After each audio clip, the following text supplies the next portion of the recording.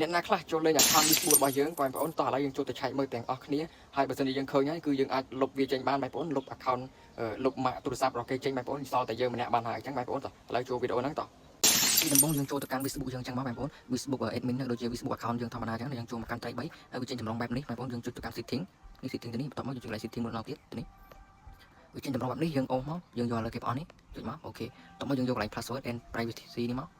អូខេបន្ទាប់មកយើងទៅរកពាក្យអូមកលើមកយើងទៅរកពាក្យនេះ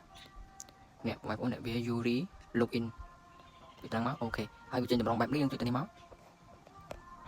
អូខេបន្ទាប់មកយើងចុចកន្លែងនេះកន្លែង C នេះមក select this to login នេះអូខេមកដល់កន្លែងនេះគឺបងប្អូនអូមើលទៅនឹងឃើញម៉ាកទូរស័ព្ទផ្សេងៗដែលយើងអត់ស្គាល់បងប្អូនអាចចុចលុបបានប៉ុន្តែបើសិនជាអានេះគឺយើងប្រើ iPhone 13អញ្ចឹងយើងមិនបាច់លុបទេបើសិនជាបងប្អូនម៉ាក copy ទូរស័ព្ទដែលយើងអត់ស្គាល់បងប្អូនអាចចុច create ទៅនេះហើយបងប្អូនចុច login ទៅនេះចុចលុបបានបងប្អូនហើយដោយសារតែខ្ញុំអត់លុបទេដោយសារតែខ្ញុំនេះមានតែមួយហ្នឹងឯងបងប្អូនអញ្ចឹងបើសិនតែមានប្រយោជន៍ like follow ខ្ញុំមួយអូខេជួបគ្នានៅវីដេអូក្រោយ